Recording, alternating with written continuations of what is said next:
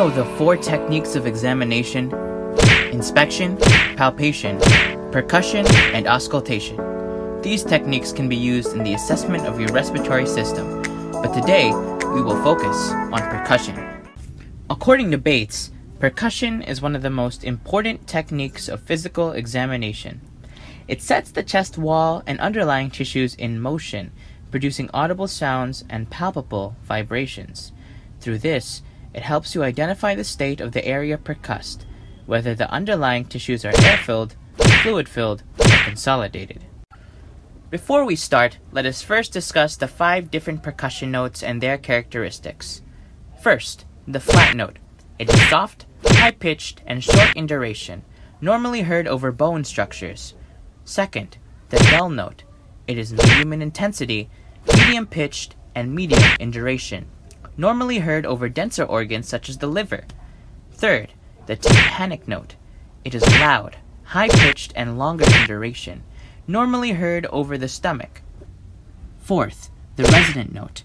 It is loud, low-pitched, and long in duration, normally heard over healthy lung tissues. Last is the hyperresonant note. It is very loud, lower in pitch, and longer in duration, normally heard when percussing the chests of children and very thin adults. It is important for us to know the different percussion notes because it is vital to remember that the normal sound for percussion of the respiratory system is resonance. Other sounds heard may be an indication of various abnormalities. For example, tympanic sounds heard over the chest indicates excessive air, which may occur with pneumothorax. Hyperresonant sounds may indicate COPD, or chronic obstructive pulmonary disease, and flat sounds may indicate pleural effusion, or pneumonia. With that background knowledge in place, let us proceed with the techniques in percussion. We will start with the anterior chest. Place the patient supine on the examination table.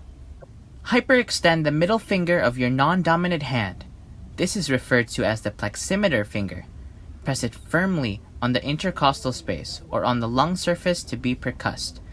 Note that the other fingers must not be touching the surface, as this dampens out the vibrations. With the tip of the middle finger of your dominant hand, called the plexor finger, tap firmly on the top third of the pleximeter finger with quick, sharp, but relaxed wrist motions. Tap twice with the same force for each percussion strike. Withdraw the striking finger quickly to avoid damping the vibrations created. Percuss across the tops of both shoulders, apex of each lung. Next, move down and move across the thorax, striking each spot as you proceed and noting the sounds produced. For normal, healthy lung tissues, the sound should be resonant, indicating air-filled lungs.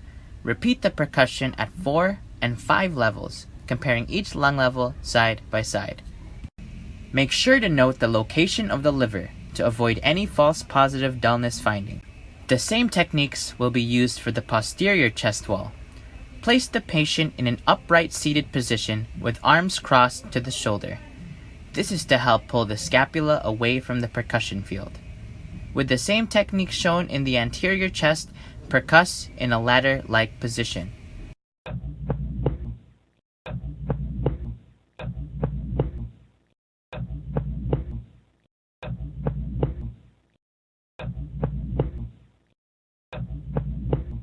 You also need to assess the descent of the diaphragm, or diaphragmic excursion, to check whether it moves with inspiration and expiration.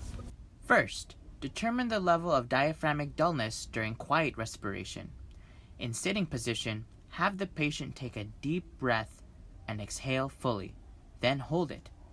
Using the same techniques earlier, percuss downward in progressive steps until dullness clearly replaces resonance.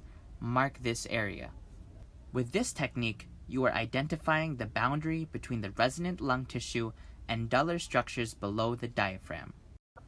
Now, determine the level during full inspiration. Have the patient take a deep breath and hold it in. From the area marked, percuss downwards until dullness clearly replaces resonance. Mark this area. Have the patient exhale. With a measuring tape, measure the distance between the 2 marks. The normal diaphragmic excursion is 3 to 5.5 centimeters.